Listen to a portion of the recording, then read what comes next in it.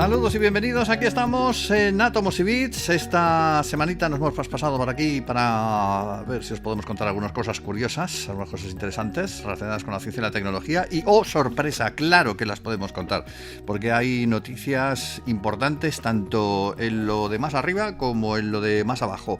Hoy vamos a empezar hablando de lo de más arriba, pero bueno, antes de dar paso a nuestros temas, vamos a saludar a Esteban Novillo, que se encarga de la realización técnica, a José Manuel Nieves, que nos va a contar toda la información necesaria, justa e importante de la ciencia y la tecnología, y a un servidor, Pedro Palomay, desde aquí del micrófono.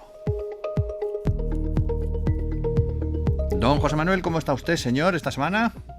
Muy bien, ¿qué tal, Pedro Pablo? Bien, te veo con la bata blanca de telescopista, no sé si se existe la palabra, pero me la he inventado, con el telescopio, porque oye, estaba pensando que igual que hay programas por ahí de televisión de megaestructuras, deberíamos hacer alguno de megaestructuras pero galácticas, porque de vez en cuando hay unos descubrimientos tremebundos como el que nos vas a contar hoy del tornado de galaxias gigantesco, que nos dejan como atónitos, nos demuestran nuestro verdadero tamaño, que es más bien ínfimo. Escaso, muy escaso, sí. Es verdad. A ver, el tema de hoy nos lleva a, pues eso, a sentirnos absolutamente insignificantes, ¿no? Porque tenemos que hacer un esfuerzo para imaginarnos la enormidad de la estructura que vamos a hablar hoy. ¿Qué es lo que han encontrado?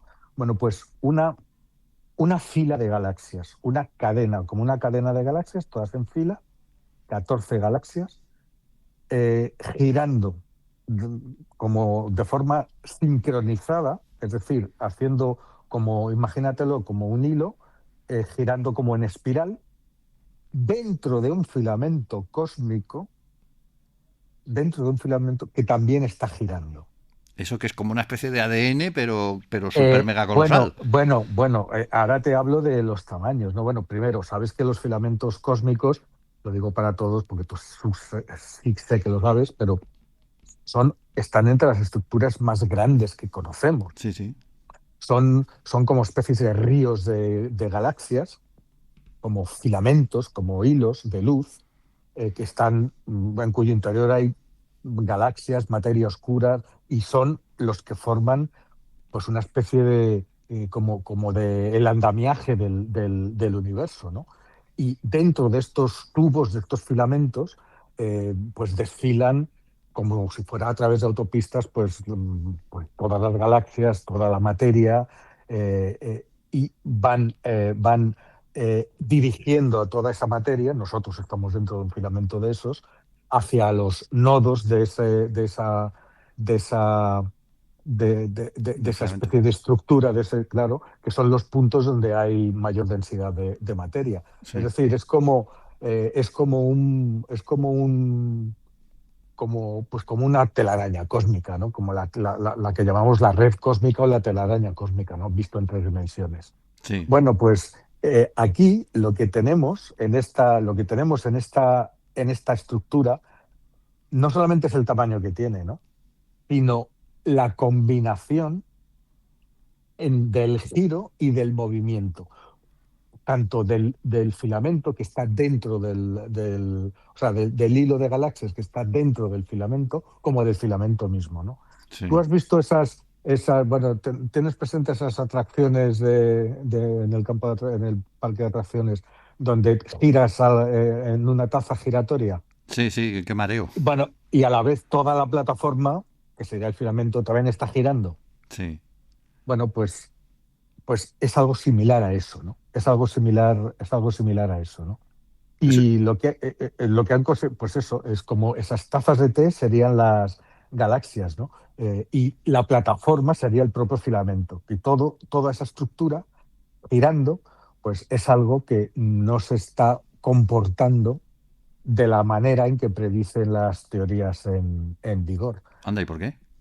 Pues claro, ahora pues aquí viene lo del tamaño, ¿no? Imagínate, este hilo de 14, esta fila de 14 galaxias, ¿cuánto mide? Pues 5,5 millones de años luz de largo. Madre. 5,5 millones de años luz de largo. y muy poquito de ancho, solo, entre comillas, 117.000 años luz, Eso no es nada. que es más de lo que mide nuestra galaxia. Pero claro, eso es fino, eso es una hilera fina, ¿no? Sí. Y todo esto está en rotación, haciendo como una especie de tornado, como una especie de espiral, dentro de un filamento cósmico que es muchísimo más grande, que tiene unos 50 millones de años luz de largo Ujú. y que contiene unas casi 300 galaxias. Y Claro. muchas de estas galaxias parecen girar en la misma dirección que el propio filamento. Sí. Muchas más de la que lo harían si fuera un movimiento aleatorio, ¿no? Ya. Entonces, tú imagínate que, pues eso, que nos elevamos lo suficiente como para observar el universo a gran escala. ¿Qué es lo que veríamos? Pues veríamos que las galaxias no están esparcidas aleatoriamente, sino que están alineadas en esas estructuras, en esos filamentos que se cruzan por todas partes, ¿no?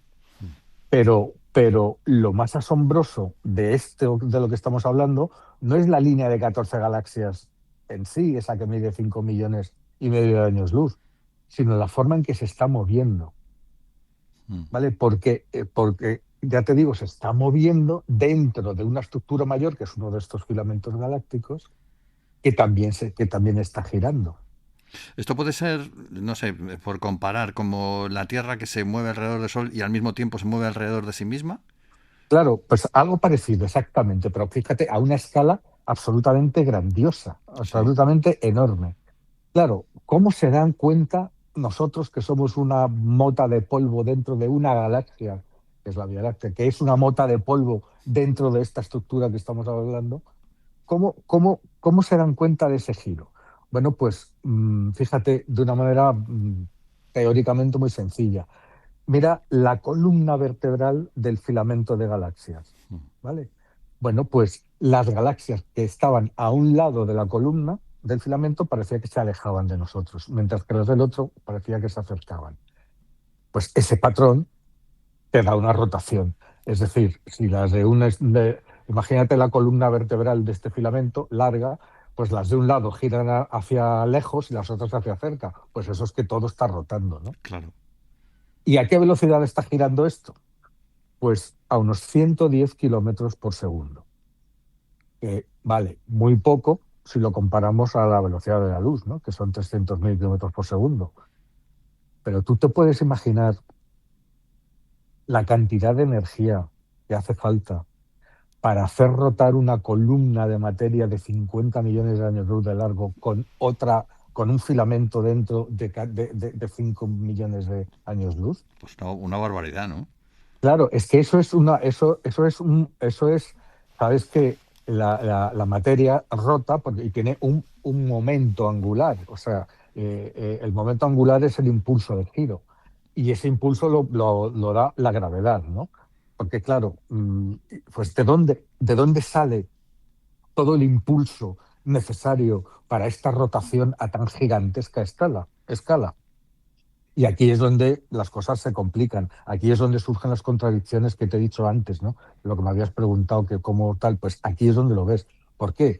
Pues porque en el modelo estándar de la cosmología, el que nos explica desde cómo se originó el universo a cómo se organiza y cómo ha ido evolucionando, ¿no? Cómo se ha ido disponiendo la materia, pues las estructuras grandes pues crecen por colapso de gravedad.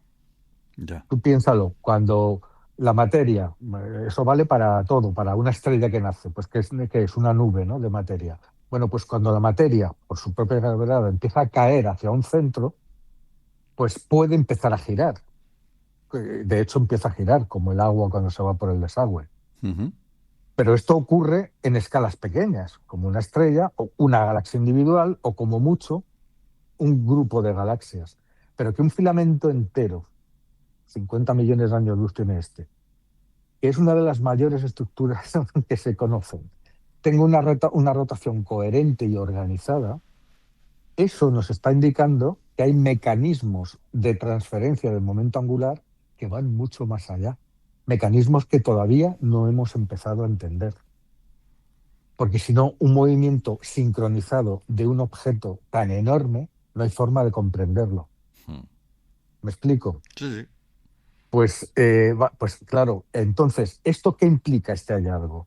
Pues que de alguna manera que nosotros desconocemos, el entorno a gran escala, esa telaraña cósmica que hemos dicho antes, pues de alguna forma tiene, es capaz de influir sobre la, llamémoslo así, sobre la vida íntima de las galaxias individuales.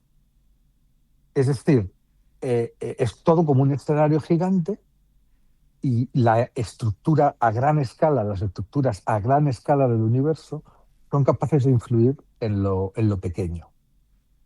Eso es lo que desafía los modelos actuales y sugiere que las estructuras cósmicas, de alguna manera que no sabemos, están influyendo en las galaxias y vete a saber cuánto tiempo o durante cuánto tiempo lo han estado haciendo, ¿no? ¿Y con qué potencia, además? Claro, claro, claro, porque si tú ves que la Tierra gira es muy fácil de explicar, que el Sol gira es muy fácil de explicar, incluso que la galaxia nuestra gira es muy fácil de explicar, pero que gire sincronizadamente. Claro, tú te encuentras con una hilera de 14 galaxias girando en sincronía y al mismo ritmo que un filamento que también está girando en el mismo sentido y a la misma velocidad, o sea, todo eso girando de forma sincronizada, ¿de dónde sale la energía para hacer girar eso de esa forma, ¿no? Imagino que los científicos que descubrieron esto deben estar todavía sentados en la silla diciendo, madre mía, lo que hemos Claro, encontrado. claro, claro, es que, claro, date cuenta de que además, como estamos hablando de unos tamaños tan enormes, no es que digas, ah, mira, pues estoy viendo eso que da vueltas. No, que va, es que lo haces a base de centenares de cálculos, de años de trabajo. Yo te digo, ellos se han dado cuenta del giro, no porque vean que algo está girando, sino por calculando galaxia a galaxia dentro de ese filamento la velocidad a la que se aleja de nosotros, viendo que unos se alejan y otras se acercan. Entonces construyeron un mapa de punto a punto para ver que la única manera de explicar que en un extremo se aleja es como los dos, como, claro, como los dos extremos de algo que está rotando, ¿no? No, El extremo de la izquierda gira alejándose y el de la derecha gira acercándose. lo, En fin, es un estudio de estos que vamos.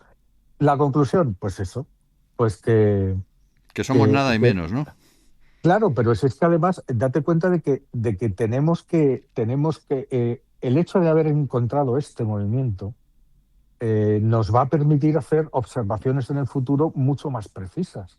Porque claro, estamos hablando de que los próximos telescopios, el Euclid de la Agencia Espacial Europea o el Vera Rubin, que es un gran telescopio que se acaba de inaugurar en Chile, ese del que hemos hablado otras veces, que tiene una cámara digital de 3.200 megapíxeles, que es una barbaridad, que es como un coche de grande. Sí. Bueno, pues estos van a elaborar mapas con miles de millones de galaxias para intentar entender la energía oscura, la materia oscura, ¿vale? Pero claro, si las galaxias tienen esa tendencia natural a alinearse y a girar junto a sus filamentos, como ha demostrado este estudio, pues eso puede introducir un error sistemático en los datos. Si tú no tienes en cuenta ese movimiento, todas las señales que te llegan las estás malinterpretando. Claro. Y es decir, podríamos malinterpretar las señales de la materia oscura y así, claro, no hay manera de encontrarla. O sea que ahí puede estar la clave para encontrar al final la Pues materia oscura. podría ser una de las claves. Es decir, si hay todo un movimiento sincronizado que hemos estado ignorando, pues todos los cálculos que estamos haciendo y todas las observaciones que estamos haciendo que no tienen en cuenta este tipo de movimiento, pues están sesgados. Claro. Claro. Joder. O sea que, en fin, pues esa es la cosa, ¿no? Que vivimos en un universo mucho más conectado y mucho más dinámico de lo que pensábamos, ¿no? Y que Bueno, incluso las estructuras más enormes pues giran y se mueven pues al compás de una danza que vete a saber. y aquí Vete a saber. en nuestra parcelita peculiar, aquí en el planeta este que parece tan grande, pero que luego resulta que es nada y menos dentro del resto del universo, tenemos que acercarnos hoy hasta Sudáfrica, porque ahí hay una pista también sobre todos los asuntos de los que hemos hablado alguna vez, sobre el tema de la humanidad, de dónde va, dónde, o sea, dónde viene, a dónde va, dónde empezó realmente, de dónde somos. Sí, Sí. y con unos datos muy interesantes de ADN que también giran en espiral, no digo nada, lo de arriba, lo de abajo, Sí, pero claro. que puede resultar curioso de conocer, ¿no? Pues efectivamente. Y aquí tenemos que hacer, antes de entrar en lo que es el estudio en sí, hacer un breve resumen de lo que está pasando en los últimos años, ¿no? Tú fíjate, estamos hablando no del origen del hombre, que fue hace 2 millones y pico de años, sino del hombre moderno, de Homo sapiens, de nuestra especie, ¿vale? Sí. Pues, ¿qué nos dice la teoría oficial? Pues que nuestra especie, Homo sapiens, evolucionó ¿dónde? En el este de África, cuando, pues hace alrededor de 200.000 años, y que desde ahí se extendió al resto del mundo, fue sustituyendo a las otras especies con las que se fue encontrando y solo quedamos nosotros, ¿vale? Una Mm. idea sencilla, reconfortante, porque es simple, es lineal, pero claro, en los últimos años una serie de hallazgos en lugares tan distantes del este de África, de Etiopía, como son, por ejemplo, Marruecos o como son Sudáfrica, pues están demostrando que la cosa no fue tan sencilla.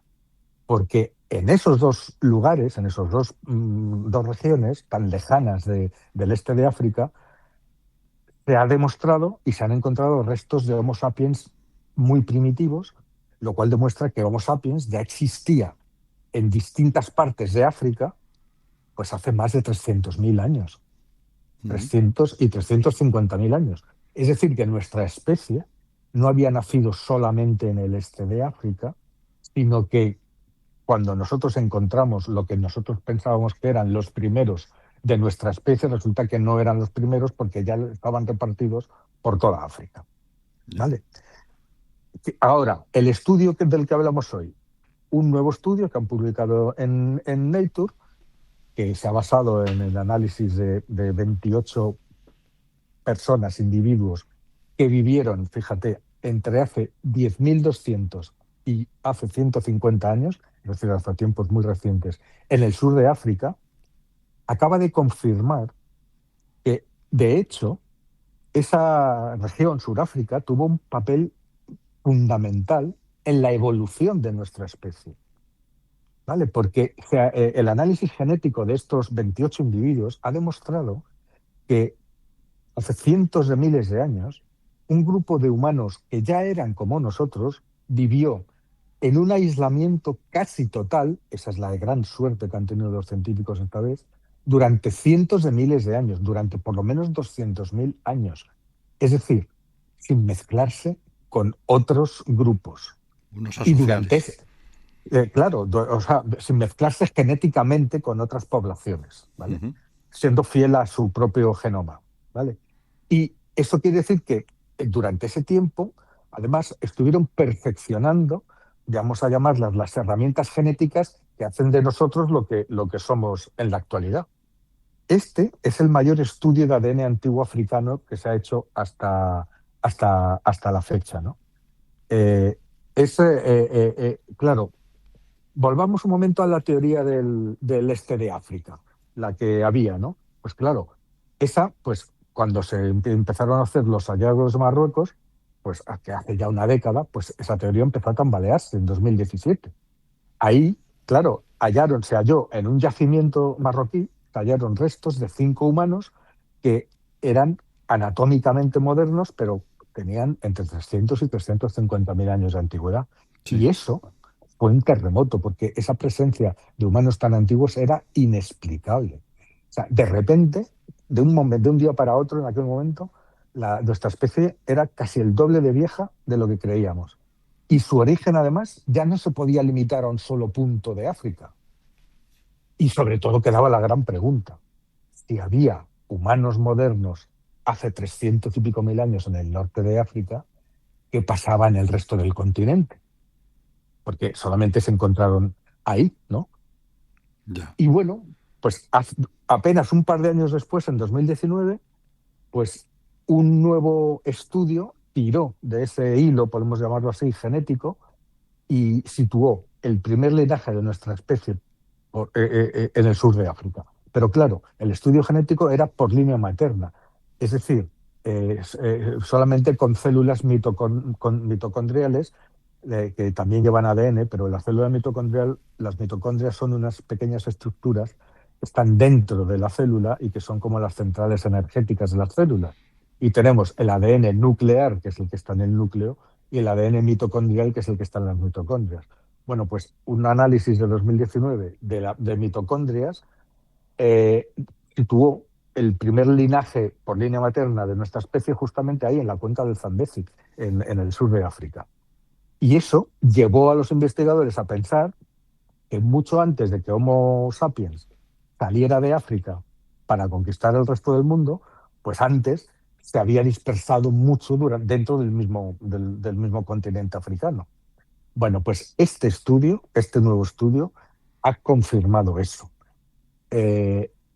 La investigación ha sido muy difícil de hacer, ¿no? Porque ha sido, pues imagínate, extraer ADN antiguo en Sudáfrica, en una parte del mundo donde el calor, la humedad son insoportables, degradan el material genético con una rapidez que no existe en climas más fríos como Europa o Siberia, pues es toda una proeza técnica, ¿no? Sí.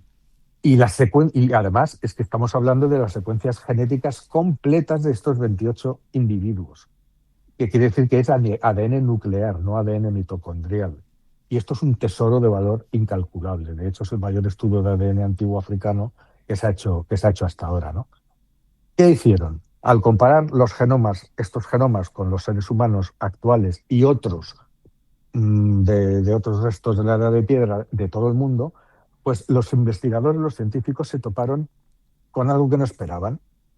Los humanos del sur, esos humanos del sur, no eran sencillamente una rama más de nuestro árbol evolutivo, sino supervivientes. Ten en cuenta que estamos hablando de unas poblaciones que están de entre hace 10.000 y 150 años, eran supervivientes genéticos de una población que se mantuvo, como te he dicho, genéticamente separada del resto de la humanidad durante por lo menos 200.000 años. Es decir, que mientras que en otros lugares del mundo las poblaciones se mezclaban, se juntaban unas con otras, migraban, cambiaban, pues en este punto, ahí en el sur de África, había un grupo estable, una especie aislada, una especie de reserva genética que no se cruzó con nadie. ¿Vale? Ya. Vale, entonces, esa estabilidad de ese grupo es como un milagro casi, ¿no? Y, y, y lo que muestra es que a lo largo de esos 10.000 años que abarca el estudio, las herramientas que utilizaron cambiaron. Es decir, no se juntaban con nadie, pero iban evolucionando por su cuenta. Si tú haces las excavaciones de los que corresponden a distintos momentos de este periodo, pues ves que las herramientas no son las mismas, sino que van evolucionando. Pues que había como modas, había innovación tecnológica, Van aprendiendo. cambiaban las técnicas de tallado. ¿Qué pasa? Cuando en Europa vemos una cosa así, en las herramientas de algún yacimiento, normalmente coincide con que llegó un pueblo nuevo que reemplazó o por lo menos complementó al anterior. Es un cruce cultural, pues entonces si tienen los otros una tecnología mejor, pues la adoptamos y tal. Pero aquí no. Aquí no. Aquí ese ADN nos dice que milenio tras milenio eran los mismos, eran las mismas personas siempre. O sea, no hay ninguna evidencia de inmigración ni de intercambio poblacional, ninguna. Y eso sugiere algo muy potente, que la innovación cultural y tecnológica que observamos en el registro arqueológico del sur de África no fue importada, sino que fue local. O dicho de otra manera, la complejidad del comportamiento humano moderno, el pensamiento abstracto y la tecnología avanzada surgieron allí mismo. No vinieron de otro sitio. Esa es la cuna. Ahí es donde por eso estamos empezando a referirnos a Sudáfrica como la cuna olvidada. La precuna, podríamos decir, ¿no? Claro, pero vamos más allá. ¿Qué genes encontraron los investigadores para poder decir esto? Bueno, pues encontraron hasta 79 variantes de ADN que son únicas de Homo sapiens. Es decir, son instrucciones genéticas concretas que no están en los neandertales, en ningún otro primo de ninguna otra especie, ni en los denisovanos, ni por supuesto en los chimpancés, que son otros primates, ¿no? Es decir, forman parte de ese código único que nos define como especie, como de nuestra humanidad. Son lo que somos nosotros. Sí. ¿Y qué funciones cumplían esos genes tan exclusivos, esos 79 genes que encontraron? Bueno, pues los científicos aquí esperaban encontrar pues, cambios relacionados con el cerebro, con el tamaño del cerebro, con el sistema inmunológico, y por supuesto que los encontraron, ¿no? Encontraron genes vinculados al crecimiento de las neuronas y a las funciones cognitivas, pero la mayor sorpresa vino de otro lado, de otra parte del cuerpo totalmente inesperada. ¿Sabes de cuál? Los riñones. ¿Los riñones? Los riñones. Y es que 7 de estas variantes exclusivas de Homo sapiens, nuestras, afectan a la función renal. Claro, aquí te preguntas, la naturaleza, la evolución funciona siempre con lo que mejor funciona. ¿Y por qué se iba a molestar la evolución en retocar, en tantas molestias, en retocar los riñones para crear al ser humano moderno, a nosotros? Porque bebían mucho. Pues parece ser, claro, lo aventuran los investigadores en su estudio, pues parece ser que la respuesta podría ser en una de nuestras habilidades más infravaloradas, que es la de sudar. ¿Qué tiene que ver eso? A ver, pues que nosotros, la capacidad de sudar es una capacidad humana única. Enfriamos el cuerpo mediante la sudoración. Sí. Y si lo piensas bien, tiene todo el sentido, porque a diferencia de otros, los monos no sudan. Los neandertales, que estaban adaptados al frío, probablemente no sudaban. Pero Homo sapiens parece diseñado para resistir en climas cálidos, porque claro, nació en África. Es decir, solamente nosotros podemos, por ejemplo, correr maratones bajo el sol porque tenemos un sistema de refrigeración exquisito, que es el sudor. Uh-huh. Pero sudar, ¿qué es lo que exige? Controlar el agua y las sales minerales y tener un control extremadamente preciso del agua. ¿Y quién está haciendo ese trabajo? El riñón. Los riñones. Es decir, que es muy probable que esas 7 adaptaciones renales tan exclusivas y que no existen en ninguna otra especie de homínido fueran las que permitieron a nuestros antepasados del sur de África cazar en las horas de más calor del día, cuando los depredadores estaban durmiendo, las presas estaban agotadas y no había ninguna otra especie humana rival cazando a esas horas. Y eso es una poderosa ventaja evolutiva sobre las demás especies de homínidos que había por ahí. Uh-huh. O sea, que fíjate, o sea, que la evolución no fue tan tonta al trabajarse los riñones tan bien, ¿no? Y al hacer tanta variante genética exclusiva para nuestra especie, ¿no? Entonces, no me digas, es una cosa fantástica. No, O sea, es curiosísimo cómo se relaciona todo, ¿eh? Claro, es que por eso te digo que había que empezar desde el principio, ¿no? Claro. ¿En qué momento? Porque claro, nada dura eternamente. ¿En qué momento este grupo se terminó su aislamiento? Bueno, pues hace relativamente poco, hace apenas unos 1400 años, ¿no? ¿Qué pasó? Ahí fue, pues que ahí empezaron a mezclarse con otros grupos que llegaban pues de otras partes de África, ¿no? Pero a pesar de eso, a pesar de que desde hace 1400 años ya no podemos hablar de un grupo genéticamente aislado, los otros 9000 años anteriores sí, ¿vale? El legado genético no ha desaparecido. Y hoy en día las poblaciones, los que antes llamábamos bosquimanos, que ahora se llaman los San, se llaman las poblaciones San, Sí. pues, y otras tribus de Namibia y de Sudáfrica, pues llevan en su ADN, llevan una inmensa cantidad de esta herencia genética, pero una cantidad que es cerca del 80% de su material genético de estas poblaciones actuales proviene directamente de estos antiguos cazadores-recolectores. Fíjate. Entonces, esto, claro, de paso, pues refuta otra teoría clásica que decía que los pueblos africanos actuales descendían de una población mezclada de toda África. Pues no, la verdad es muy distinta. Son los descendientes directos de esos que se quedaron en el sur, de esos guardianes de esa biblioteca genética que que contiene, según dice el estudio, y ojo al dato, la mitad de toda la variación genética humana.